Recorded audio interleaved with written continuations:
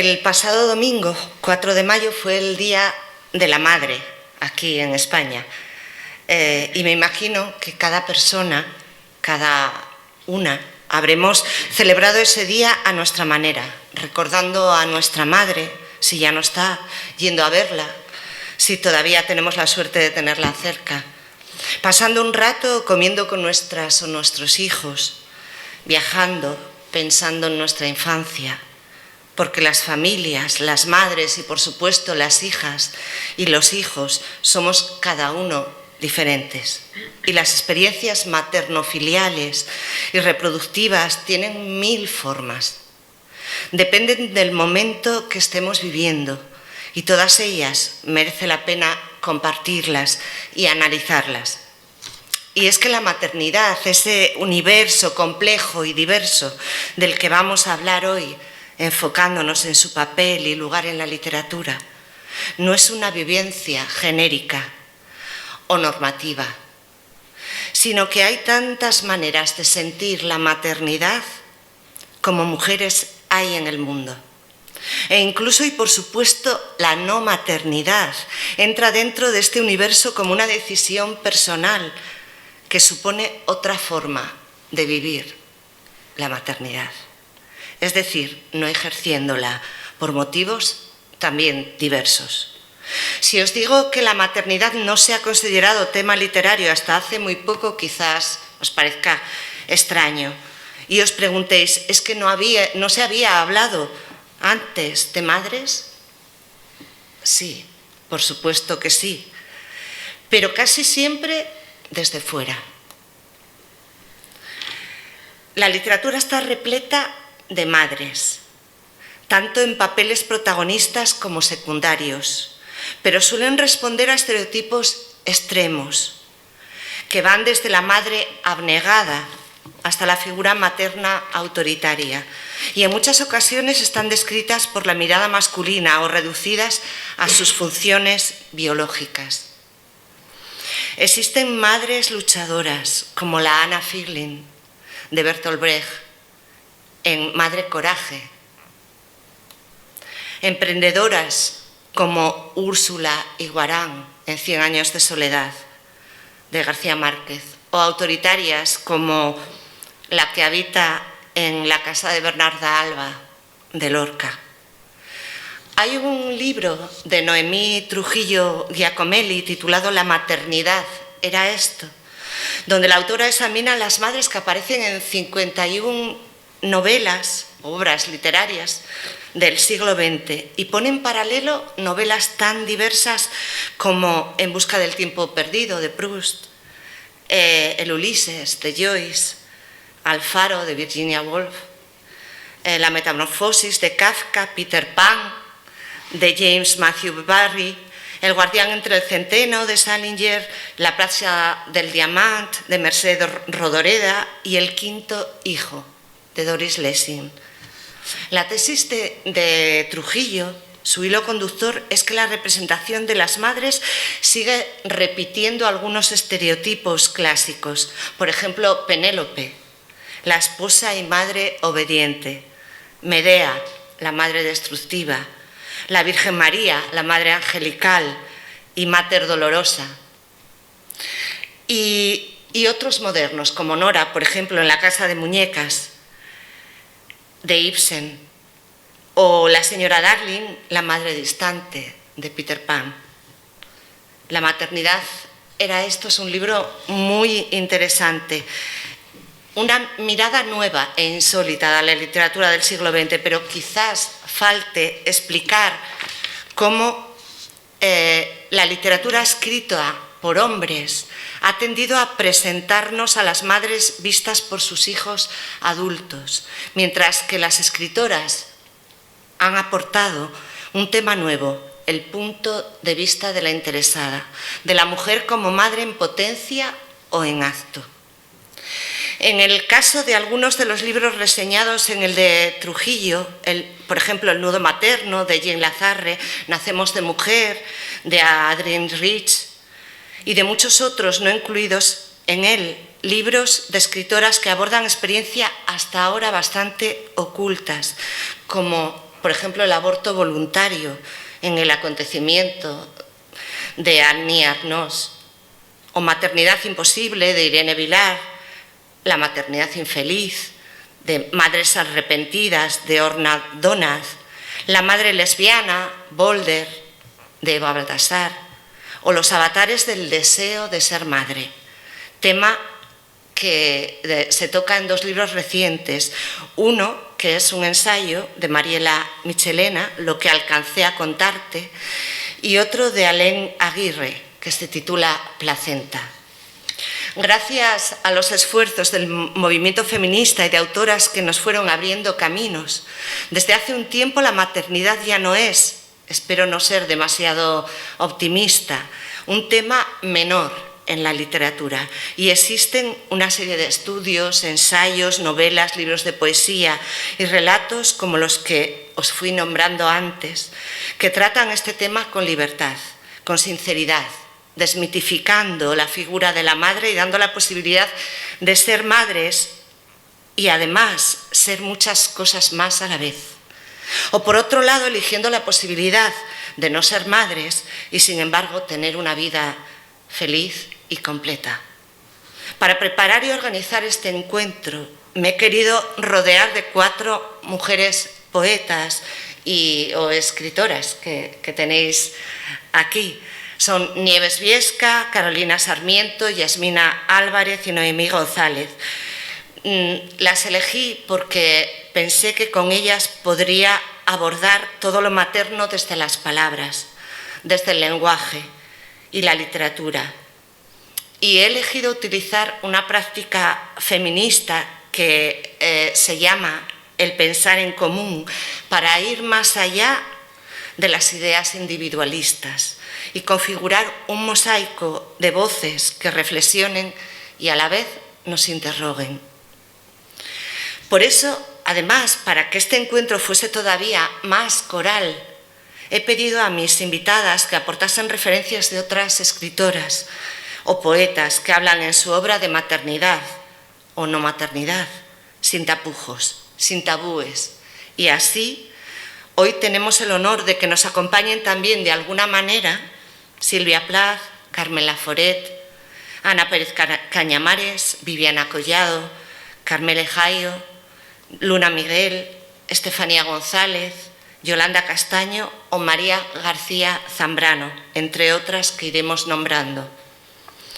Porque el encuentro de hoy no trata solo de poner en el lugar que se merece el tema de la maternidad en la literatura, sino de ampliar el significado y la mirada hacia este tema que siempre se ha tendido a homogeneizar. Y eso es lo que vamos a conseguir a través de novelas, poemas o cuentos con los que iremos construyendo entre todas un pequeño catálogo de obras. Nos haría falta mucho más de 2 horas para no dejarnos alguna en el tintero, pero bueno, lo vamos a intentar. Un catálogo de obras, decía, que hablan sobre las múltiples y distintas decisiones que rodean la maternidad, las distintas e incluso opuestas visiones y experiencias vitales y corporales de un tema tan importante, tan universal y a la vez tan complejo como es el que nos ocupa hoy. Y para terminar mi introducción y con la idea de llegar a otros tipos de maternidades de las que casi no se habla, como son la adopción y la maternidad con necesidades especiales, he escogido 2 escritoras españolas actuales. Una de estas escritoras es Carmele Jaio, que es autora de 3 libros de relatos. El último de ellos, No soy yo, que es el que traigo hoy aquí, del que voy a leeros un fragmento de uno de los cuentos. También escribe poesía y novelas, entre las que destaca Las manos de mi madre. En su obra podemos leer sobre la relación madre-hija o sobre distintas formas de maternidad, por ejemplo, como os dije antes, sobre la adopción. Y en este caso concreto, sobre la adopción monomarental. Os voy a leer un fragmento. El cuento se titula Ecografías. El viaje ha sido largo. Partí junto a mi hermana Elena del aeropuerto de Bilbao. Volamos a Frankfurt para tomar allí otro vuelo a Addis Abeba. Pero el viaje empezó mucho antes, 2 años o más. 2 años o más de marejada. Y en medio del oleaje he sostenido con fuerza una fotografía desde la que una niña me miraba fijamente a los ojos. Ha sido mi salvavidas, mi techo en la intemperie de la realidad. Mi hermana no quiso dejarme en un momento tan delicado. Bastante tienes con meterte en esto tú sola, me dijo cuando le conté que había iniciado los trámites de adopción. Bastante tienes con meterte en esto tú sola, me repitió, y me recordó a nuestra madre cuando me echó en cara mi decisión, como si fuera un capricho, como si fuera algo antinatural, como si desafiara al mundo por mi obstinación, como si no tener un hombre a mi lado me impidiera tener el título de madre, igual que en las ventanillas de la administración, donde una voz gris te dice, le falta el sello, le falta la foto, le falta un hombre, me decían todos con la mirada, y me hacían sentir como si me faltara un brazo, como si no estuviera completa, como si fuera media persona. Al entrar en el orfanato sentí como si las miradas blancas de los niños y niñas que se asomaban por las habitaciones se me clavaran en la ropa. Recuerdo balbuceos, lloros lejanos y olor a papilla, y la expresión seria, seca, de una enfermera que se nos cruzó en el camino, y la expresión seca, seria de la representante del gobierno que nos esperaba allí. Y por fin, tras entrar en una habitación, pude ver a la niña, sentada en una manta extendida sobre una camilla, y 2 ojos negros interrogándome, los mismos ojos negros de la fotografía. ¿Y tú quién eres? Dicen que tras parir las mujeres olvidan los 9 meses de embarazo, que se quedan atrás, como un recuerdo lejano. Yo tampoco recuerdo muy bien todo lo ocurrido durante las 2 semanas que pasé con mi hermana en Addis Abeba. ¿No sonríe nunca?, le pregunté preocupada a la enfermera mientras vestía a Amina. No me contestó. No sé muy bien si no me entendió o no me quería responder, o simplemente la respuesta era obvia. No sonreía. Amina no sonreía nunca. Su cara era un constante signo de interrogación. Y cada mirada era un sopapo en mi mejilla. Me sentía culpable por llevarme a una niña de su entorno como quien se lleva un souvenir. Me sentía culpable hasta del hambre que hay en el mundo. No dormí nada el día antes de llevarnos a Amina, el día antes de convertirme en su madre. Esa noche me pregunté a partir de qué momento me convertía en su madre. Si ya lo era porque los papeles estaban firmados, si lo sería tras abandonar Etiopía.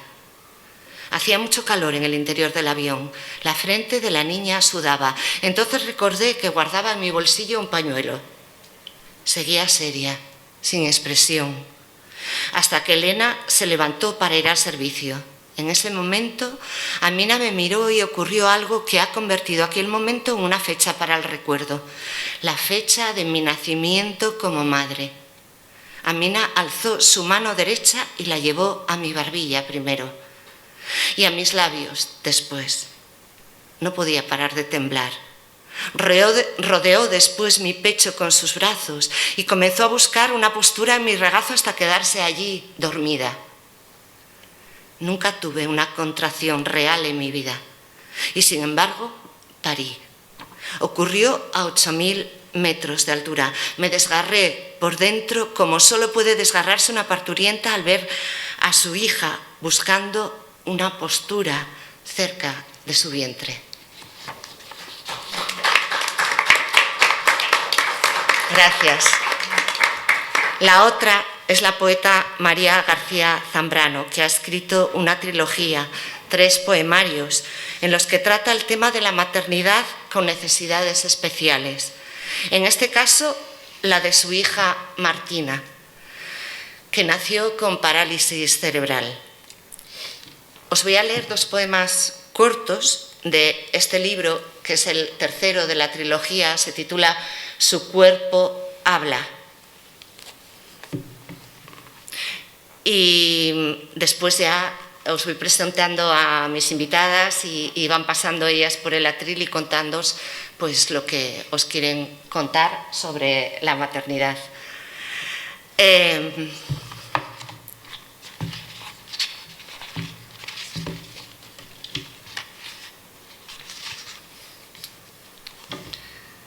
Hablar. Tu cuerpo habla. Tus manos se doblan. Sintaxis oblicua. En la razón. Lo oblicuo en tú. ¿No habla? Latir no es hablar. No es decir. En el principio fue el verbo. Hemos hallado un resquicio por donde niego esa creencia en el pensar como única forma de que existas, como la única. ¿Acaso tu vivir no es suficiente? Nombrada en el origen, desde el amor nombrada, mienten. Hace siglos que mienten, porque tú, con la materia de ser, sintaxis invisible, retorcida, retórica, dedos volátiles que no se hunden, si palpas esta raíz y haces que estalle esa pregunta inútil, la palabra no es la casa de nadie. El amor, sí.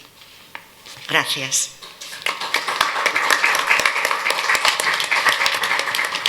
Yasmina Álvarez Menéndez es profesora de didáctica de la lengua en la Facultad Padre Oso, centro adscrito a la Universidad de Oviedo.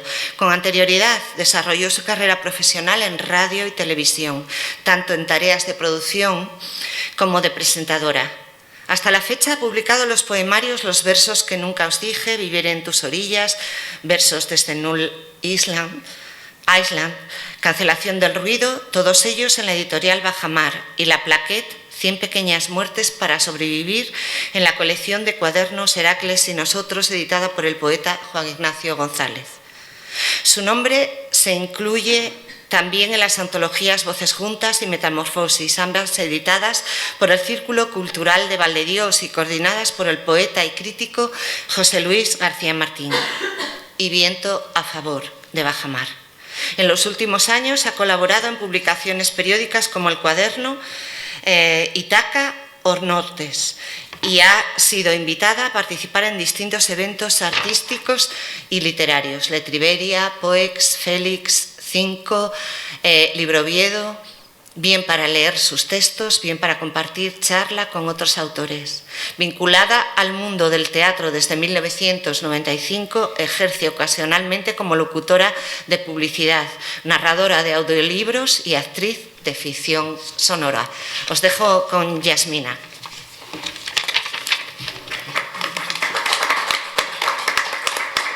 Bueno, muchas gracias, Ana, por la invitación, y gracias a quienes habéis decidido acompañarnos también en esta tarde. A xente devece por multiplicarse, eu dividiríame. La gente ansía multiplicarse, yo me dividiría. Con este breve poema abre la escritora gallega y Premio Nacional de Poesía Yolanda Castaño la última parte de su poemario Materia, titulada Nube ou peso da ingrávida. Ingrávida, la que pesa poco, la que es ligera, etérea, compartiendo raíz pero en el lado opuesto, con grávida, cargada de peso, plena, colmada, embarazada. Y en el medio, conectándolo todo, lo grave, lo que sí pesa, lo que es serio, trascendente, también lo que es difícil, lo que importa. La declaración de intenciones contenida en ese título y en esos 3 versos de Yolanda Castaño, y que condensan su postura vital ante el tema, no es sino el reflejo de una realidad cada vez más presente en la sociedad y, por tanto, con cada vez mayor proyección en la literatura y, por supuesto, también en la poesía, la de la no maternidad elegida y las implicaciones que ésta conlleva para la mujer. Con ingenio, sin dramatismo y sin desgarro, la poeta hace frente a la idealización de la maternidad, visibilizando lo que ésta conlleva de renuncia. La maternidad como plenitud, pero también como algo grave, que pesa, la responsabilidad, el miedo, la expectativa. La no maternidad, por voluntad propia, como levedad o como liberación. Por ello, desde una perspectiva crítica con la concepción patriarcal y tradicional de la maternidad que aún pervive y en la que los cuidados siguen recayendo fundamentalmente sobre la mujer, se despide Yolanda de la recóndita hija a la que solo ha dado a luz en los poemas y cuyo futuro va quedando atrás. Y recordando a Idea Vilariño, escribe: «Non chegarei a levarte da man, nin ti te agarrarás a miña. Non che abrirei a persiana a mediodía os domingos. Non me arrincará da cama ningún alarido co teu rostro. Non chegarás a murcharme a pel, nunca deterás a miña viaxe. Non che comprarei un pardal, nin serán teus os muros que me custaron tanto. Nunca saberei quen es, que significaría amarte. Non chegarei a saber se era así, como dicían. Non adiviñarei que nin como, nin canto nunca. Non me sorberás o tempo, ninguén me buscará en ti. Non serei máis ca eu para sempre. Non te verei facer o que amas tan profundo. Non coñecerei os teus fillos, bañados polo sol, un mes de agosto. Non sosterás o meu pescozo. Non me apagarás a luz». Porque sí, cuando una mujer no ha tenido hijos, aún se da por hecho que es porque no ha podido tenerlos y no porque así lo ha decidido. Y esa determinación, la de no ser madre, aún hoy se somete a las miradas ajenas, al prejuicio y al juicio social. Y así se te va a pasar el arroz. Estás siendo muy egoísta, te vas a quedar sola. ¿Quién te va a cuidar cuando seas mayor? Nunca te sentirás realizada, te estás perdiendo lo más maravilloso del mundo. Ya verás como cuando te cases cambias de idea. Como si esto último, cambiar de idea, no fuera un derecho que también tenemos las mujeres sin necesidad de que nadie nos juzgue por ello, como si la presión social no fuera suficiente. Cuando empezó a pasar el tiempo y no ocurrió, nos sumergimos en el horror blanco. Comencé a percibir con extrañeza mi propio cuerpo, a sospechar de él. Y en sueños veía mi vientre como una zarza cuajada de espinas. Tú callabas con esa tristura sobria con que acogíamos la sangre de cada mes y prosperaban abrazos densos de dudas, mientras quizá también desconfiabas de ti mismo. Yo maldecía a viva voz a esta sociedad que me había hecho creer falsamente joven por siempre, la misma que canta la nana de la eterna espera y precariza el amor de sus ciudadanos. Y a escondidas recordaba al adolescente que exhibía su equivocada fuerza proclamando que jamás tendría hijos. Y casi podía escuchar la réplica levemente cansada de quien intuye que no la creerán. No digas eso. Nunca se sabe. Esta vida da muchas vueltas. Pobre mamá. Mi Cassandra. Así lo expresa la poeta valenciana Viviana Collado en este poema incluido en Chispitas de carne. Un libro que habla del amor sin idealizarlo, que refleja lo cotidiano, lo íntimo, que verbaliza los cuerpos y el deseo, la ilusión de un proyecto compartido, el miedo, las frustraciones, las heridas que lo acompañan. Y desde ahí, con un lenguaje honesto y limpio, sereno, pero desgarrador por momentos, se sitúa para escribir, entre otras cosas, acerca del anhelo de una maternidad que no acaba de llegar, o que llega y no se logra, y se cuestiona cómo afectan a la pareja, pero fundamentalmente a la mujer, las expectativas propias y las sociales en ese proceso tantas veces lleno de sombras y de angustias. Porque la ingravidez, cuando no se elige, no es liberación, sino vacío, ausencia. Porque quizás sea consciente esa voz poética de que pronto aparecerán los «lo estás intentando ya». Cuando te relajes y no lo pienses, sucederá. Y si no llega es porque no tiene que llegar o incluso porque Dios no quiere. Claro, es que ya tienes una edad y a lo mejor no es culpa tuya, a lo mejor el problema lo tiene él. Hay la edad, hay la culpa, siempre la culpa con la que nos carga a nosotras el sistema y la peor de todas, con la que nos cargamos nosotras, a nosotras mismas. Transición. Nos enseñaron a cerrar el cuerpo, a construirlo como una catedral románica, compacto, robusto, fortificado.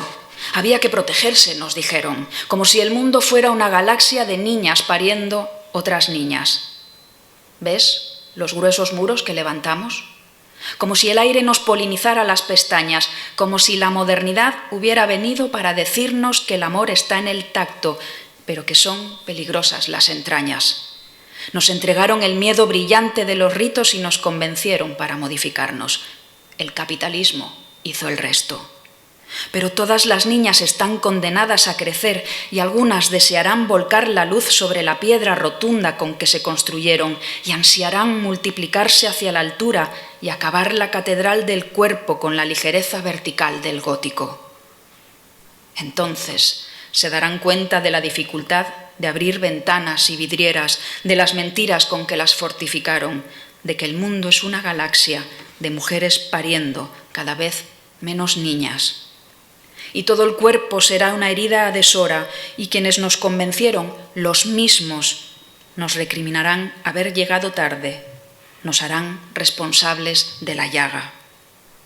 Mira cómo tiemblan los noes bajo la tibieza de la orina. Viviana nos lleva, con sus versos, a reflexionar sobre cómo a muchas generaciones de mujeres se nos ha educado en el miedo, en la represión, en la idea del cuerpo femenino como algo frágil y en ocasiones hasta peligroso. Cuida tu cuerpo, no lo muestres, no lo entregues, ten cuidado. Mientras el cuerpo nos pedía, acércate, descubre, toca. Y sobre cómo eso pasa factura cuando llega el momento de abrirse al mundo, no solo física, sino también emocionalmente. En el libro aborda desde la naturalidad, pero sin perder un ápice de emoción ni de tono poético, cómo cada vez se retrasa más el momento y deja entrever algunas de las razones. Un trabajo precario, un sueldo que no alcanza, un techo de cristal, un alquiler imposible, una vivienda y una hipoteca inviable. Y cómo cuando éste llega, el momento, digo, la biología y sus relojes, que no entienden de crisis económicas o circunstancias personales, tal vez ya dicen no. Y cómo, igualmente, se nos vuelve a culpabilizar por ello, o cómo nos volvemos a culpabilizar nosotras, cómo nos acabamos cuestionando. Por el medio, las pócimas de la eterna juventud, las dietas, las cremas, las rutinas de cuidados, la elíptica, los ejercicios de fuerza, porque cuanto más insatisfechas y más inseguras, más productos de consumo necesitamos. Y cuanto más nos acercamos a los estándares, estos vuelven a cambiar. Y así, unos cuerpos eternamente jóvenes por fuera que se van marchitando por dentro, que van perdiendo sus reservas de vida, que van perdiendo su reserva ovárica. Si yo soy una niña, si guardo la torpeza y el miedo a la vida intactos, si me cuesta todavía habitar en mí, ¿cómo es posible que el confeti esté ya en el suelo? ¿Cuándo acabó la cabalgata? ¿Dónde están las carrozas? ¿Qué ha sido de todas las niñas que llevaba dentro? A veces se elige ser madre, a veces se decide no serlo, a veces se cambia de idea, a veces se quiere y por muchas y muy distintas razones no se puede. Y como afirma rotunda Yolanda Castaño, Las mujeres no seremos totalmente libres hasta que todas las opciones de vida estén igual de refrendadas. Y sin duda, la poesía, la literatura, son herramientas poderosas no solo para visibilizarlo, sino también para conseguirlo. Muchas gracias.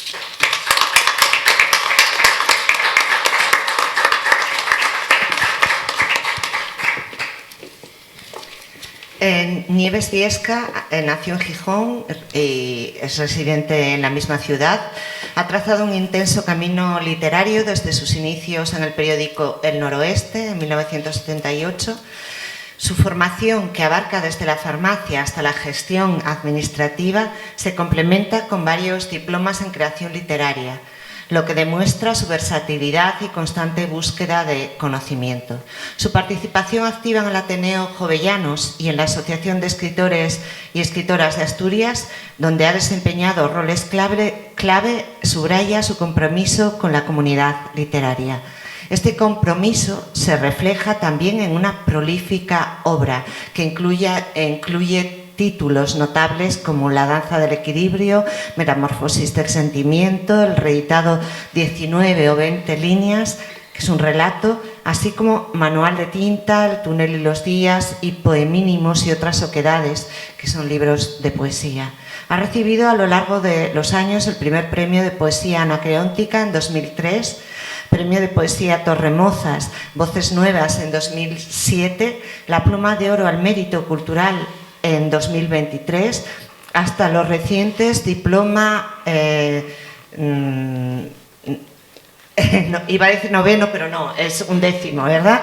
11º Certamen Nacional de Poesía, Verso contra Verso, Madrid 2024, y el 11º Certamen Nacional de Poesía, Gritos en Verso, Móstoles 2025, entre otros. Su inclusión en numerosas antologías poéticas y libros colectivos y su participación en conferencias y simposios, así como siendo parte de jurados de distintos premios literarios, muestra su contribución activa y continua al mundo literario.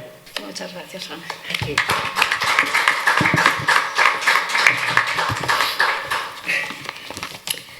Bueno, pues muy buenas tardes, un placer estar con todos y con todas. Muchas gracias a Ana Lamela por invitarme a estos encuentros en la Biblioteca de Asturias y compartir pues con tan buenas autoras esta especial palabra viva, porque para abrirnos y adentrarnos en la maternidad como tema literario, la palabra ha de estar muy viva.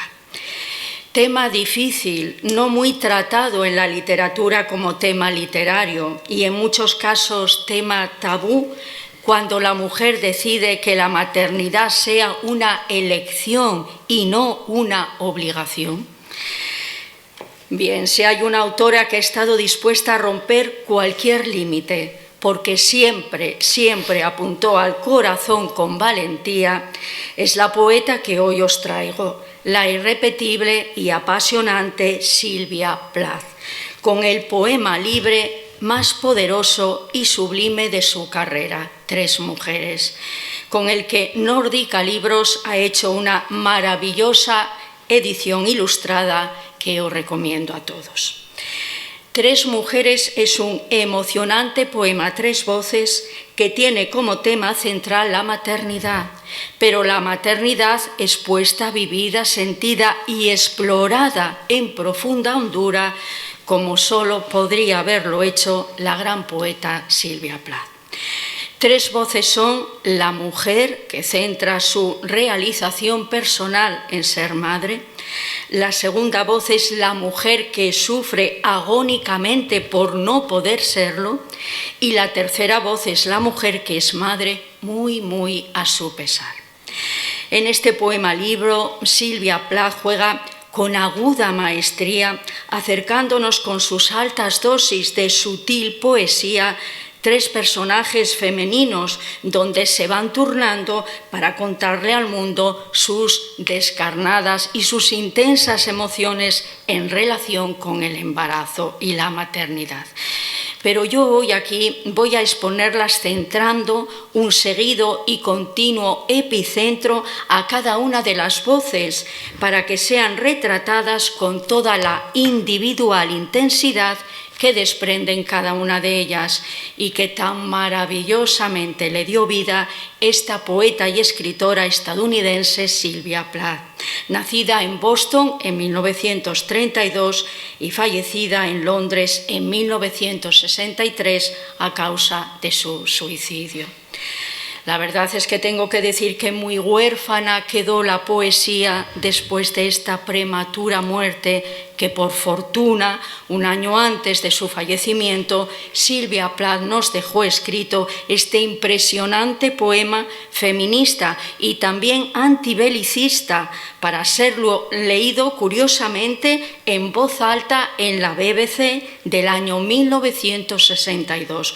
Muy importante, daros cuenta, estamos en el siglo pasado, en el año 1962, y vais a ver y oír cómo Sylvia Plath buceaba en la infinidad de dilemas y contratiempos que anida dentro de cada cuerpo gestante.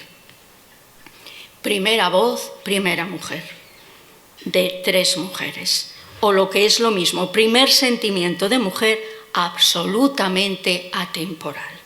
Escenario, un hospital de maternidad y sus alrededores.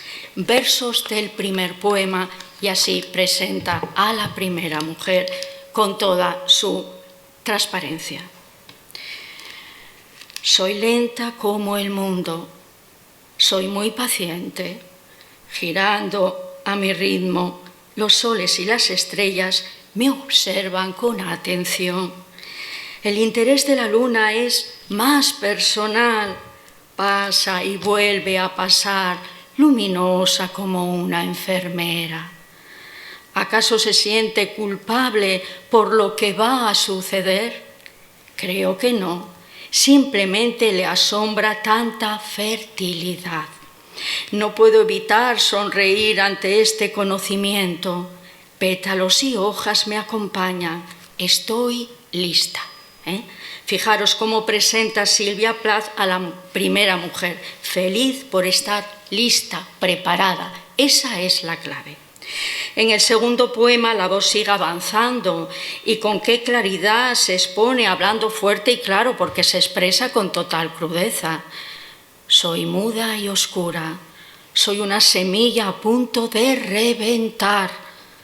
Hablo conmigo, solo conmigo, aislada, limpia y brillante por los desinfectantes. Me sacrifico. Fijaros qué declaración. Se siente, bueno, sí, segura, preparada, pero me sacrifico. En el tercer poema, intensa y descarnadamente nos dice: no hay milagro más cruel que este. Me siento arrastrada por caballos y cascos de hierro. Soy el centro de una atrocidad. ¡Qué dolores, qué tristezas estoy engendrando! El aire es denso, denso ante este esfuerzo. Mis ojos se cierran ante la oscuridad. No veo nada. La sutileza y la valentía que expone aquí la gran poeta para retratar los grandes dolores del parto. Pero bueno, sigue avanzando esta especie de narración y ahora a esta mujer, a esta voz le llega la luminosidad. En los siguientes poemas la primera voz pues se muestra feliz, luminosa, porque ha nacido su bebé. Y nos dice así: ¿quién es este niño azul y furioso, brillante y extraño, como caído de una estrella? ¿Qué hacían mis dedos antes de tenerle? ¿Qué hacía mi corazón con este amor? ¿Puede la nada ser tan pródiga? Aquí está mi hijo, y soy un río de leche, una cálida colina. Como veis, la felicidad que se siente una colina. Y ya para terminar con esta primera voz de la primera mujer, pues no puedo dejar de leeros estos versos de los dos últimos poemas, porque reflejan la madre, sí, amorosa, pero revelando sus miedos más profundos por un lado y también reflejando su gran generosidad. Nos dice así: ¿Cuánto más podré ser muro que mantiene al viento fuera? Las voces de la soledad, las voces de la tristeza, ¿cómo podrá suavizarlas esta cancioncita de cuna? ¿Cuánto más podrán mis manos ser vendaje para su daño y mis palabras pájaros brillantes en el cielo? Cómo manifiesta la propia indefensión la madre que teme no poder proteger a su hijo recién nacido. Y termina la primera voz de la primera mujer pues con unos versos que la verdad son pura filosofía de vida. Y dice así: el alba florece y el gran olmo junto a la casa. Los vencejos han regresado. Meditaré sobre la normalidad, meditaré sobre mi hijo. No quiero que sea excepcional. La excepción interesa al diablo. La excepción escala la colina de la tristeza. Quiero que sea normal, que me quiera como yo a él y que se case con quien desee y donde quiera. Bien, así termina esta mujer, esta primera voz retratando, pues bueno, ese auténtico amor de madre, pues alejado de cualquier atisbo de egoísmo y de posesión. Pero vamos con la segunda voz, la segunda mujer. Mismo escenario, un hospital de maternidad y sus alrededores. Primer poema, primeros versos sobrecogedores. Cuando vi por primera vez la pequeña hemorragia roja, no podía creerlo. Me senté en mi escritorio con mis medias sin tacones y el hombre para el que trabajo se echó a reír. ¿Qué has visto tan terrible? De pronto estás pálida. Y no dije nada. Vi la muerte en los árboles oscuros, la pérdida. No podía creerlo. Tan difícil es para el espíritu concebir un rostro, una boca. Muero sentada, pierdo una dimensión. Trenes rugen en mis oídos, salen. Es una enfermedad que llevo a casa en una muerte. De nuevo, una muerte. En estos siguientes poemas, pues los versos muestran el testimonio de esta mujer que emerge a la superficie, pero con unos sentimientos de fracaso, vividos y sentidos, pues como una profunda tragedia personal. Y nos continúa diciendo: soy acusada, sueño masacres, soy un jardín de agonías rojas y negras, pierdo una vida tras otra. La negra tierra se las bebe, el sol se pone, muero, provoco una muerte. Desgarrador el sufrimiento de esta mujer. Bueno, la verdad es que hay mucho más que se podría decir, pero bueno, el tiempo se nos echa encima y esta mujer, Silvia Plath, nos la deja así, de esta manera. Estoy en casa, a la luz de la lámpara. Los atardeceres se prolongan. Remiendo una falda de seda, mi marido lee. Con qué belleza la luz abarca todo esto. Vuelvo a encontrarme. No soy una sombra, soy una esposa. La ciudad espera y se duele. La hierba cruje a través de la piedra y está verde de vida. Como veis, la sutil sensibilidad de esta gran poeta pues la despide con el otro estado de buena esperanza, la esperanza de llegar a ser madre algún día. Y llegamos a la tercera voz, tercera mujer, y misma especificación locativa, el hospital, un hospital de maternidad y sus alrededores. De verdad que son unos versos en personalísimo dolor. Ahora soy una montaña entre mujeres montañosas. ¿Y qué? ¿Y qué si entre mis caderas se escurren dos vidas? He visto los instrumentos de la habitación blanca y limpia. Es un lugar de gritos, no feliz. No estoy preparada para que nada pase. Debí haber acabado con esto que acaba conmigo. Admiremos cómo Silvia Plath pone no ya la poesía en la herida, sino justo en la llaga.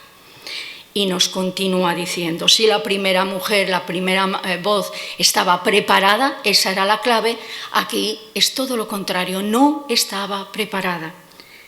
Insiste la voz en otros poemas, no estaba preparada.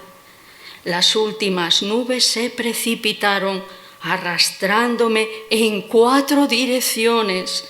No estaba preparada. No sentía respeto. Creí que podía negar las consecuencias, pero ya es tarde para todo eso. Es demasiado tarde y el rostro cobró nitidez lleno de amor, como si estuviese lista y preparada. Y por último, el doloroso desenlace en los últimos poemas, que dice: ella es una islita, la niña la ha tenido, es una niña y la ve así. Ella es una islita, dormida y apacible, y yo soy un barco blanco que resuena adiós, adiós. Ahí está el vestido de una mujer gorda a la que no conozco. Ahí está mi peine y mi cepillo. Ahí hay un vacío. Soy una herida a la que permiten marchar. Está en un hospital, y ella se ve así. Soy una herida a la que permiten marchar. Dejo atrás mi salud. Dejo a alguien que querría adherirse a mí. Deshago mis dedos como vendajes. Me voy.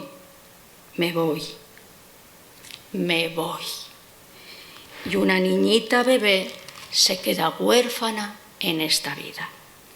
3 mujeres, 3 voces.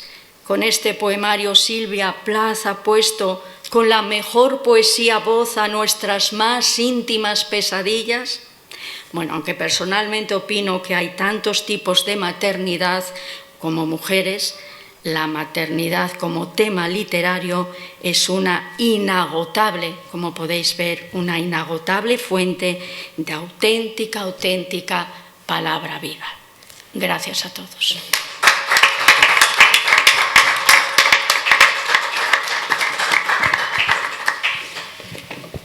Carolina Sarmiento ha publicado las novelas Fresno, con Pez de Plata 2023, y Tarada, Pez de Plata 2021. La compilación de relatos cortos Animales urticantes, también en Pez de Plata 2020. Y el poemario Ikiru, Vivir con gravitaciones, 2018. Estudió comunicación audiovisual en la Universidad Complutense de Madrid y trabaja de periodista en TPA Noticias.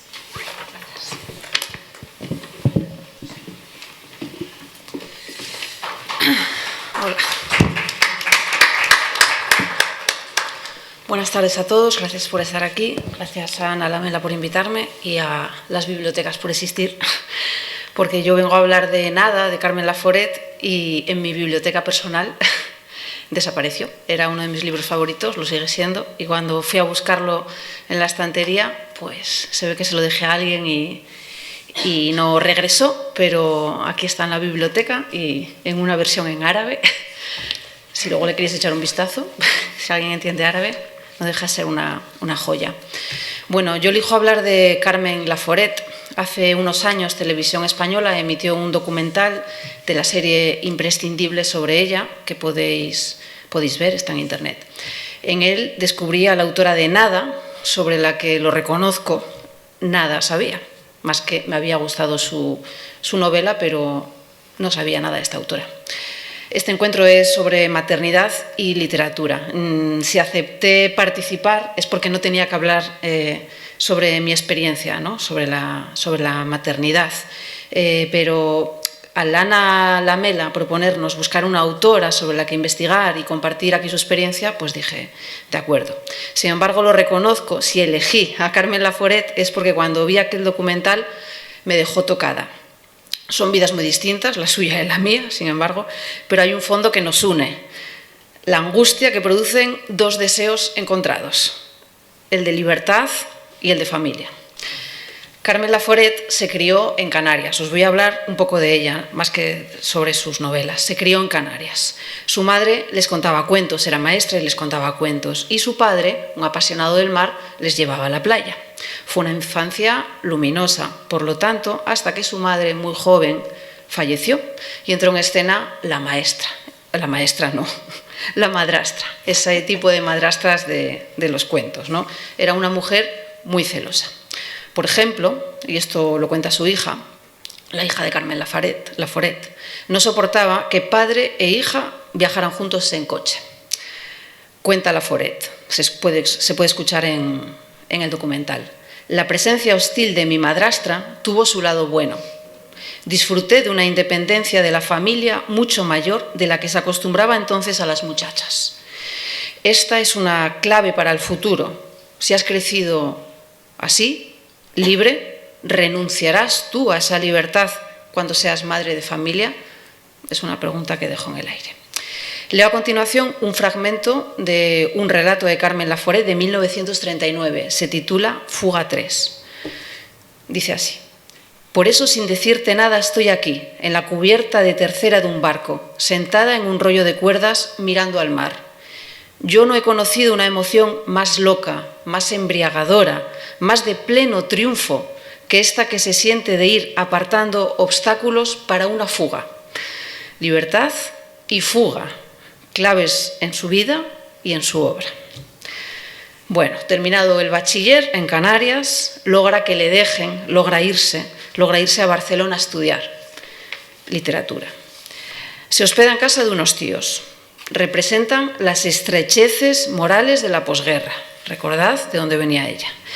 De esa convivencia y de la desilusión que le supone Barcelona, que ya esperaba que iba a ser una ciudad cosmopolita, pues nace la novela que le marcará. Nace Nada, que la termina en Madrid porque también huye de Barcelona y de ese ambiente que le oprime. A Madrid va a estudiar Derecho, ayudada por una amiga. La amistad, la fuga, la libertad son más variantes importantísimas en la obra de Carmen Laforet. Y la capital, Madrid, pues le devuelve su esencia, la esencia que todos tenemos, la esencia propia. Y escribe Carmen Laforet en su diario: no tenía que decir a nadie dónde iba y volvía cuando me apetecía. Es algo básico, ¿no?, que todos vivimos en la juventud, en la niñez, pero que en la edad adulta también queremos, sea bajo las condiciones que sean, madres, no madres, casadas, solteras, etc., ¿no? Es una frase muy fácil. No tenía que decir a nadie dónde iba y volvía cuando me apetecía. Esa era su esencia. De nuevo, la libertad, que es lo contrario al compromiso. Bien, envía el manuscrito de Nada a la primera edición, como muchos sabréis, del Premio Nadal y gana. Con 23 años obtiene una fama absoluta, total, en su primera novela. Le acompañan un gran éxito de ventas y de críticas. Se convierte, yo esto no lo sabía, en la novela más traducida junto al Quijote y La familia de Pascual Duarte.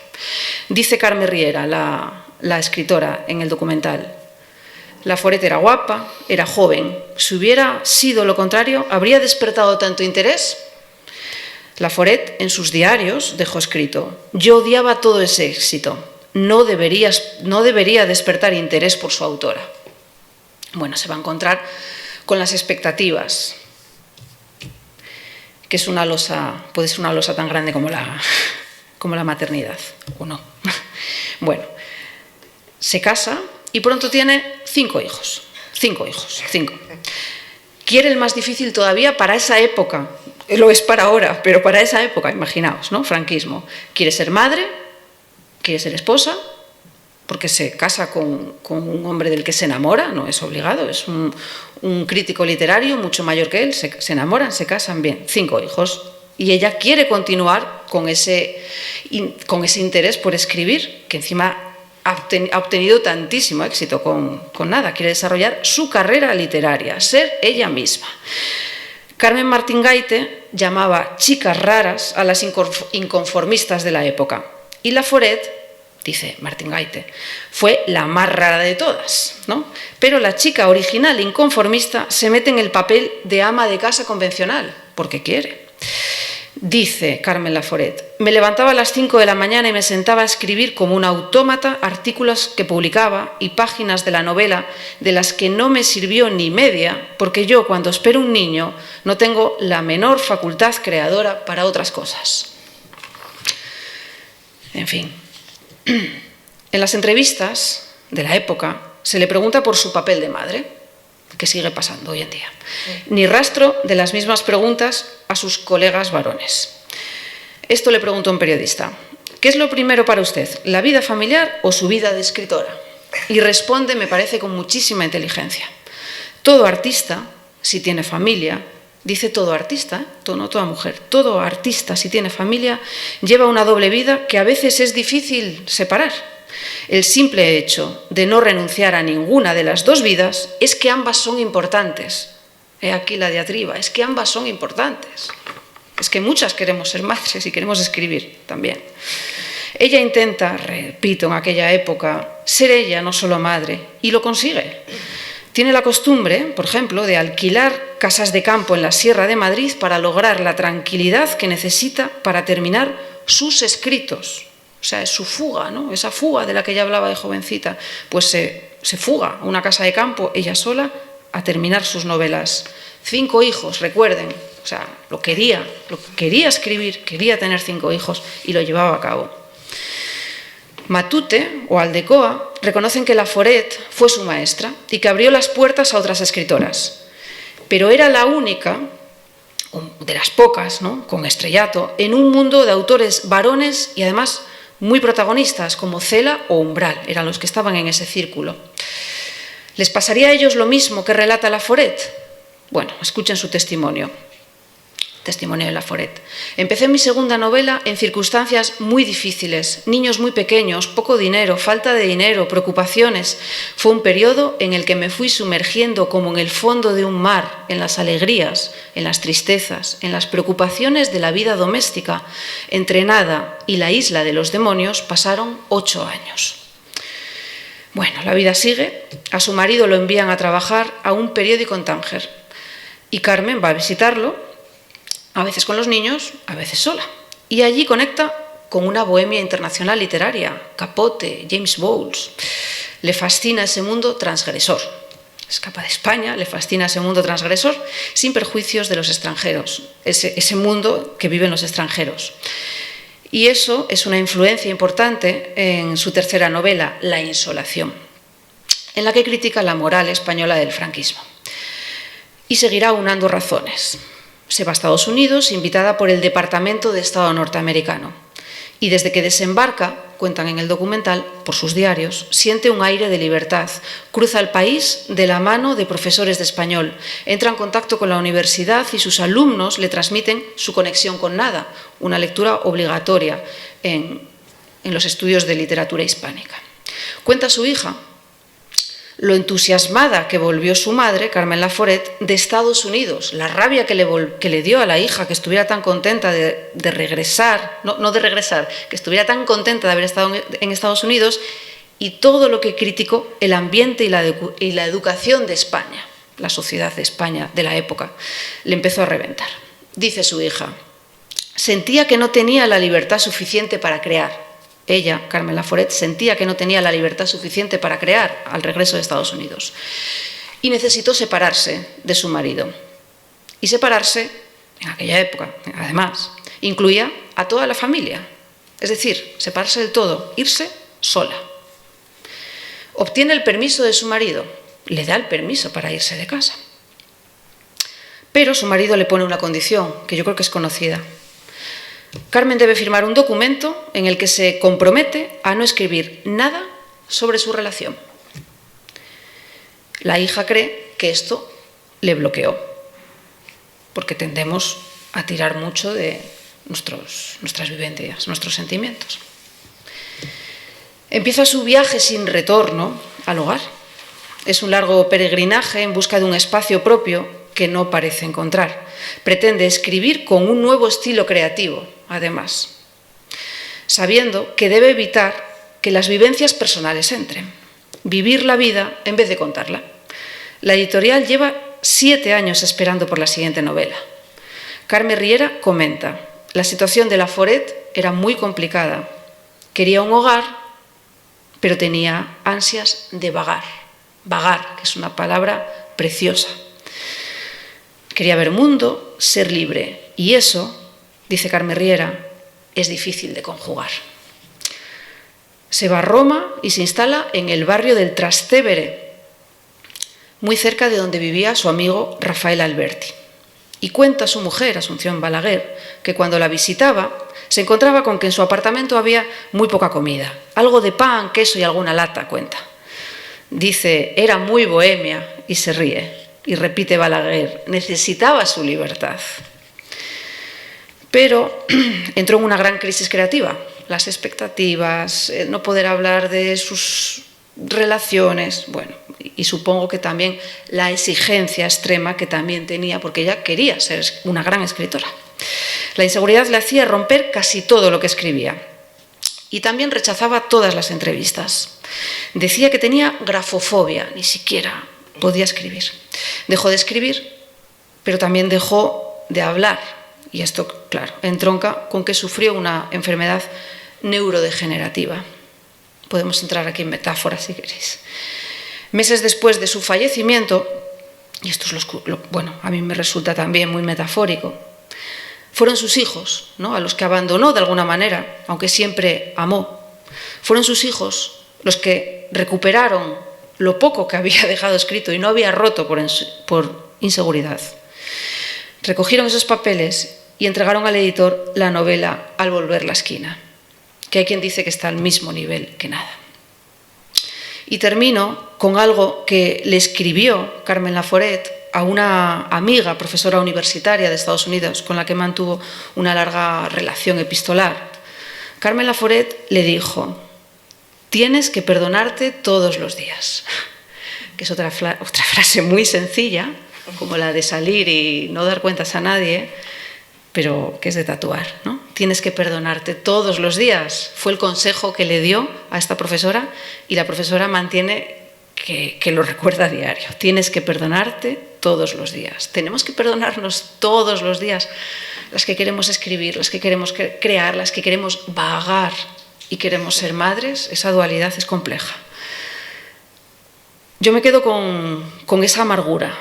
Por eso cuando conecto con ella me siento un poco mal. Con esa amargura de quien intenta ser libre e independiente y no logra soltar el otro deseo, el de la familia, ni puede convivir en paz con ambos a la vez. Y no tengo respuestas. Gracias.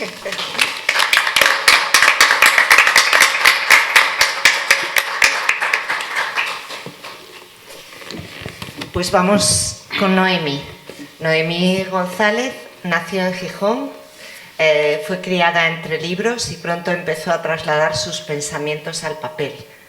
Pero no sería hasta que su trabajo de maestra la llevara al monte asturiano cuando empezó a tomarse en serio la escritura. Por ello, sus poemas están llenos de humedad y de bosque.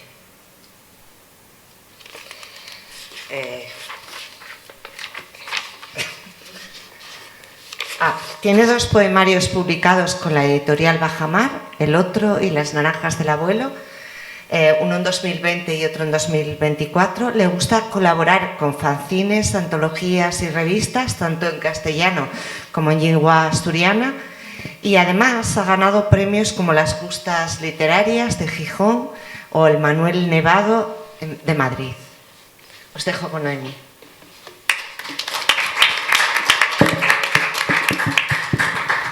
Bromeaba con mis compañeras antes de empezar que iban a tocar todos los puntos, que me tocaba la última y que seguro que ya habrían salido todos los puntos cuando me tocara. Y bueno, obviamente muchos han ido saliendo porque al final, aunque la maternidad es un tema que en función, o sea, que se puede abordar desde muchas perspectivas, sí que tiene mucho de universal.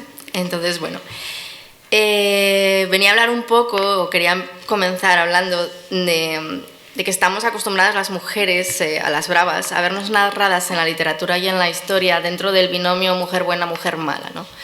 Esa mujer mala, la pécora lujuriosa que lleva al hombre por el mal camino, y luego la buena mujer que ha sido la compañera del hombre a lo largo de la narrativa, ¿no?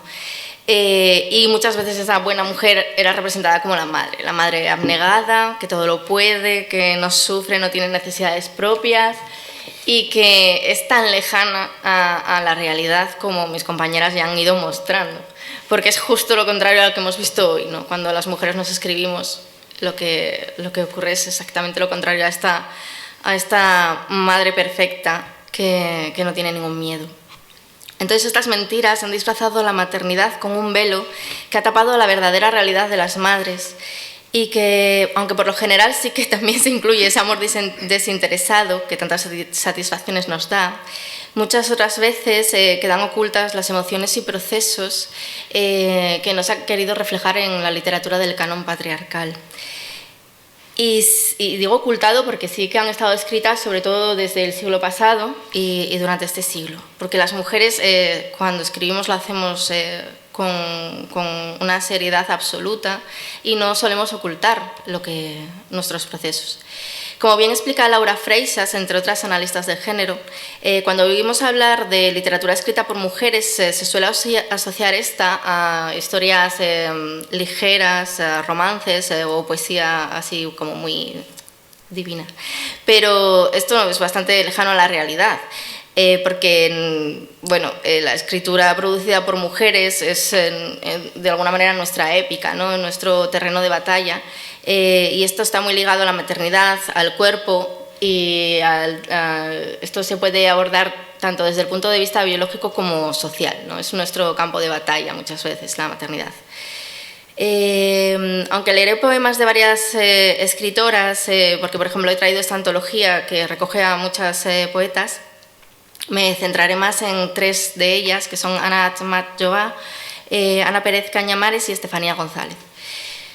Abro con un poema de Ana Akhmatova que para mí resume a la perfección lo que la maternidad supone para muchas mujeres de cualquier época o sociedad. No le gustaba el llanto de los niños, ni el té con frambuesa, ni la histeria femenina. Y yo era su esposa. Ana Akhmatova fue una poeta rusa nacida a finales del siglo XIX. La poesía de Ana Gorenko, porque en realidad se llamaba así, tuvo que cambiarse el apellido porque su padre no quería que publicara con el nombre familiar. Es conocida por ser una voz potente en la crítica al régimen de Stalin, pero su poesía también está llena de un feminismo desgarrador en el que se narra a la mujer también desde otras perspectivas como puede ser el deseo o el adulterio. Más adelante sí que me voy a centrar en su poesía más política, pero bueno, no quería dejar de empezar con este pequeño poema porque creo que es un resumen perfecto, ¿no?, de lo que la maternidad muchas veces implica desde el punto de vista de la mujer. A lo largo de la intervención de hoy quiero centrarme sobre todo en poemas que muestran los diferentes dolores generados por la maternidad, por alejarnos un poco de otros aspectos que a lo mejor están más representados o menos invisibilizados. Porque el dolor es una de las emociones que nos acompañan a las madres, a veces mucho antes de que el proceso biológico empiece, como ya algunas de mis compañeras fueron explicando. Y es que la tremenda carga que la sociedad nos impone a las posibles madres es un proceso muy unido a nuestros cuerpos, y ello también se refleja en los poemas que hablan de la maternidad como una posibilidad que no siempre se consigue. Ya trataron ese tema bastante al hablar del poemario de Plath, entonces voy a pasar un poco por alto, no voy a leer todo lo que tenía seleccionado, pero sí que quería leer uno de Esther Andrés, que dice: el hijo que no tuve nunca, desde siempre me aguarda en la vida que no he vivido. Se apresura a mi encuentro con sus ojos, límpidamente claros y absortos en el horizonte. Se posa el aire de abril en su rostro, en su frente serena su cabello dorado. Siempre sonríe el sol en sus años y cantan luminosos cantares las veredas, los prados y los bosques por los que él ha pasado. Cuando nace la luna se queda pensativo y advierte que con él me pierdo en la diáfana luz y que vivo la vida que jamás he vivido. El hijo que nunca tuve sufre la nostalgia de mi infinita ausencia y repite palabras de amor, leves, que no oyó todavía. Enjuga el llanto de mi voz y se pierde en mi día solitario a contemplar las horas que jamás podrán ser. Me pide entonces las caricias, los besos que tan solo he soñado. Este dolor de la maternidad no conseguida está muy ligado también al dolor del duelo perinatal o al dolor del duelo que sufren las mujeres en los abortos. Ese tema, por suerte, ya se está tratando mucho. Hay poemarios como pueden ser de Luna de Miguel, que no solo en sus poemarios, sino en su blog personal refleja muchísimo este tema. O la ilustradora Paula Bonet, que tiene un libro que se llama Roedores, en los que también aborda el tema del aborto no voluntario de una forma magistral. Pero ya antes que ellas, en el siglo pasado, otras poetas como Julia de Burgos hablaron sobre ello. Bueno, de hecho, en esta recopilación ya os digo que sale mucho el tema. Y bueno, voy a leer el de Julia de Burgos, que dice así: como naciste para la claridad, te fuiste no nacido. Te perdiste sereno antes de mí y cubriste de siglos la agonía de no verte. No quisiste la orilla de la angustia ni el porqué de unas horas que pasan lentamente en la vida sin dejar un sollozo, ni un recuerdo, ni nada.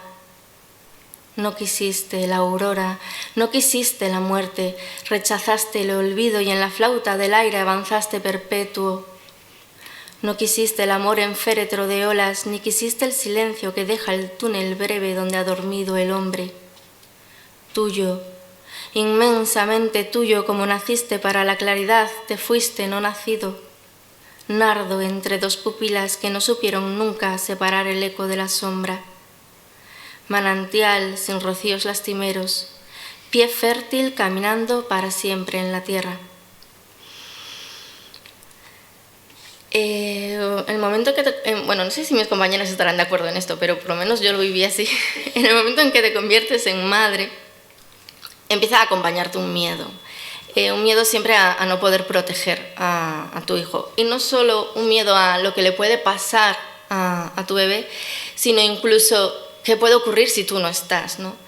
Y yo he visto en muchos de los poemas que he leído para preparar la intervención de hoy que este miedo incluso se aborda desde las no madres, ¿no? Muchas mujeres que no son madres son capaces de empatizar y han escrito sobre esto, como pudo ser Papuzza cuando habla del hambre que pasaban los niños en el bosque de sus hermanas, ¿no?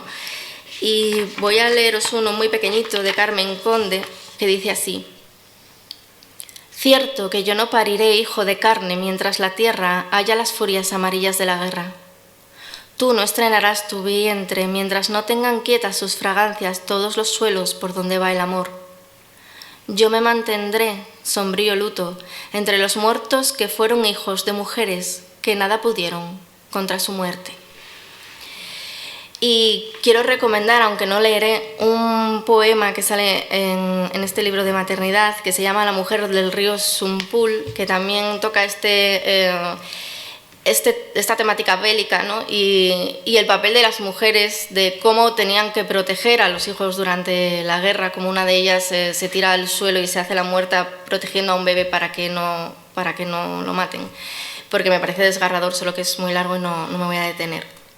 Voy a empezar ya con Ana Akhmatova, aprovechando este tema bélico del que os comentaba, porque está muy presente en su poética, ya que bueno, ella misma fue deportada por lo que escribió, pero también su marido fue perseguido y ejecutado, y su hijo estuvo durante muchos años encarcelado antes de ser también deportado. Entonces, bueno, pues su poesía tiene mucha carga en este aspecto.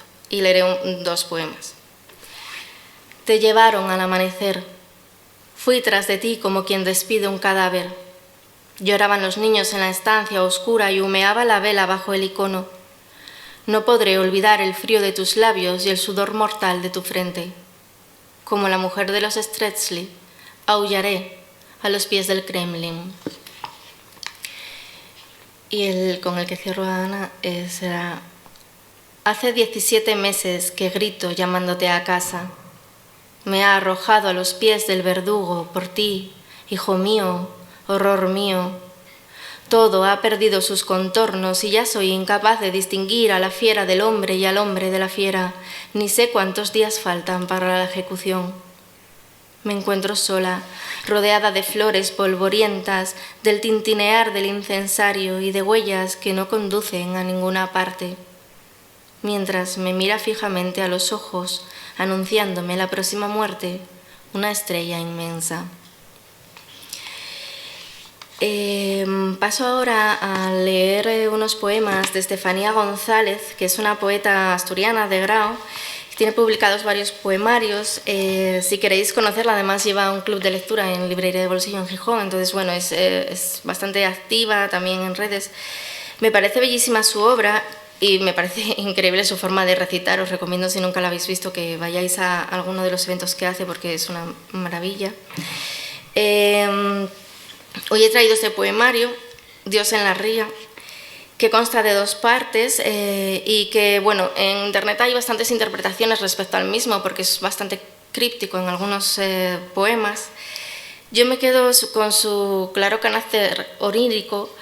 No sé si trata sobre la maternidad, aunque yo sí que puedo asegurar que lo he leído y con una perspectiva de madre. Quiero decir, para mí, mi lectura es claramente como madre, en el sentido de que a mí me evoca todo el tiempo el terror que puedes sentir cuando pierdes un hijo. No sé si es lo que ella quería transmitir o no, pero sí es mi lectura del poemario. Empieza así el poemario. Dios en la ría. Atraviesa la ría un puente lanzado, un lento coche en el azul, la familia dentro. Ven las barquitas, las banderas tirantes en los castillos, en los hoteles. Se ven, no se oyen clarines de metal como tensan el aire. La ría es una cópula de sal. Del lado contrario al horizonte, un titán, un dios. Hilos de hierro atraviesan sus pantorrillas. Así aguanta el dolor y no revienta. Tendones y cinchas, mente dispersa en el paisaje, fuerza con cuero en la cintura atada. Cráneo de caracoles. Riega el mármol sangre espesa, venas negras en sus muñecas. La ría es una cópula de sal. Dios se enerva. Carga como si fuera un fardo a un niño de 5 años. Lo sostiene por el tobillo, sus muslos blandos, los labios combados, las rosas. Dios, ingle de mármol de sangre lenta. El Dios escucha los estandartes, se detiene al borde de un grito salvaje. Entonces hace del niño una onda, un molinete sobre su cuerpo, lo blande entre gaviotas, es un mazo de carne. El niño es el sol, tiende los brazos a quien llama mudo. Dios, huesos de piedra, querría reír. En el puente lanzado en el coche azul la familia, ojos dilatados por el miedo. La ría es una cópula de dulzor y mar. El niño es el sol, está enfermo y su giro amenaza al cosmos, tiende los brazos. Sol niño blandido como hacha, eco del chirrido de las banderas. Todo amenaza el desorden del sol, la necesidad del Dios, huesos de piedra, de provocar un estallido. El Dios niño blandido como hacha, el sol amenaza al cosmos. Se hincha la ría. paisaje duro. Paso a leer otro, que bueno, es lo que os comento, para mí es claramente mi lectura. Es el terror, ¿no?, que siente una madre cuando no puede proteger a su hijo. Cuerpo desnudo del invierno, barro helado. En el cruce descubro un niño apenas vivo, casi sin forma, un renacuajo. Es un pocillo de la roca, está una ostra en su media valva de llovizna.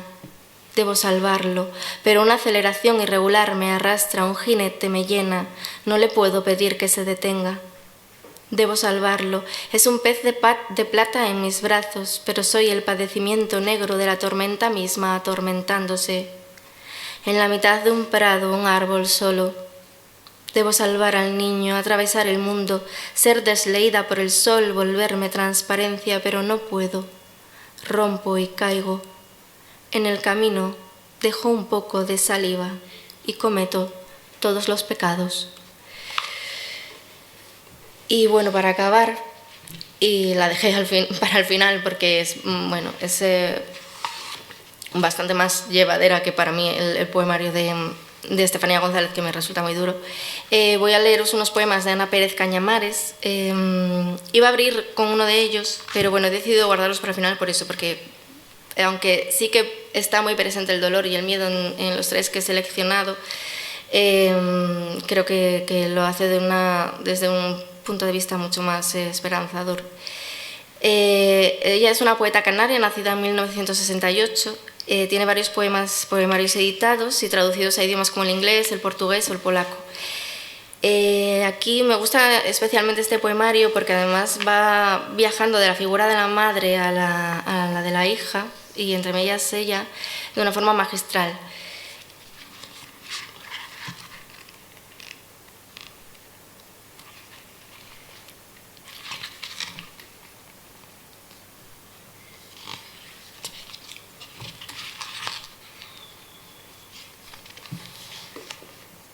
Perdonad que apunte mal el número. Ahora. Pues también. Ay, vale, es que no estaba cogiendo lo que era. Es que son los dos rosas. Ahora. Hija, si en algún momento, mientras estás ocupada en crecer, dura y lícita tarea, puedes mirarme a los ojos, hazlo. No te dejes las preguntas para cuando sea la misma voz la que cuestione y la que responda. Mira que en esta familia tenemos la dolorosa costumbre de conocernos mejor de muertos. Voy a leer otro, que este es precioso. Se titula Generaciones y dice: antes de morir, mi madre dijo: mamá, ven, mientras me miraba sin verme. Yo dije: mamá, quédate, abrazando su cuerpo diminuto envuelto en pañales y olor a talco. Y mi hija dijo: mamá, no llores, y me acarició la cabeza consolándome. Cuando mamá murió, durante unos segundos no tuvimos muy claros los lazos que nos unían. No supimos quién se había ido y quién se había quedado, ni en qué momento de nuestras vidas estábamos viviendo o muriendo.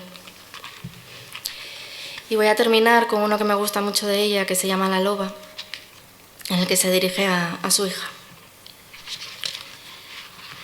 Y dice así: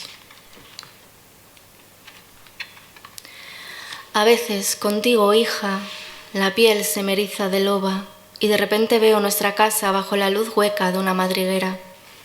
Quizá es por el calor húmedo que guardas en los pliegues del cuello y que convierte tu pelo en raíces desnudas, o porque cuando duermes a mi lado tu espalda se dobla alomada y se acopla como el feto que fuiste a mi vientre.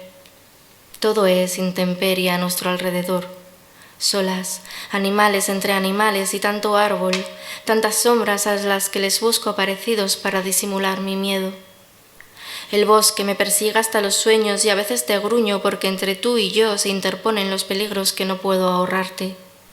Son necesarios los espectros, los hijos que nunca tuve. Suyo es el idioma de las hojas, suya la voluntad para escarbar en lo podrido. En lo oscuro aprenden a ralentizar el tiempo y tener la edad de lo que no muere. Gracias a ellos, tú y yo disfrutamos de los claros de luna y las mariposas. Mi niña, mi cachorro, enseñarte a morder es procurarme nuevas heridas. En tu piel tienes el recuerdo de mis cicatrices y no te confunde el pelo que ha crecido sobre ellas. Te enseño a cazar y no te cuento de mi hambre. Descanso siempre atenta a la respiración del bosque mientras me duelen mis cachorros, el que hiberna dentro de mí y tú ovillada sobre tu propio aliento. Al final de la noche, cuando con precisión la luna ilumina los gestos que nos hermanan, no soy la loba que crees, ni la que yo te quisiera. Solo soy la que aúllo a través de los huecos del paisaje que quise dejarte talado, mientras me distraían mi propia hambre, los rastros de los cazadores o el olor profundo de algún macho. Al final de la noche, solo me conformo con esconder las uñas en cada caricia. Gracias.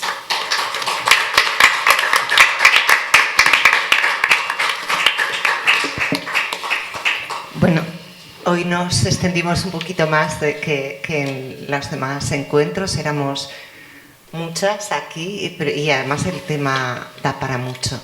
Yo me gustaría que si alguna persona del público quiere preguntar algo, comentar algo, pues que lo hiciera y nosotras estaremos encantadas de contestar y de mantener un diálogo. No sé si tenéis ganas de preguntarnos algo, de comentar algo. En relación con lo que dices, yo había traído este libro para recomendarlo precisamente y personalmente creo que lo que es la traducción no es muy buena, pero si leéis en inglés me han dicho que el original está mucho mejor. Es de una poeta inglesa y narra desde su embarazo hasta que el hijo tiene 5 años, la hija. Y está genial porque toca mucho el tema que comentabas tú de cómo tiene que compaginar la maternidad con la escritura, con irse dando el pecho con su pareja a recitales y pasarse el fin de semana sacándose leche entre bastidores, las bajas de... Bueno, o sea, lo toca todo. No habla solo de lo que es su hijo, el amor hacia su hijo o sus sentimientos hacia su niña, en este caso, bueno, que sí que están reflejados, sino sobre todo el aspecto social y toda la dificultad que tiene como escritora a la hora de maternar.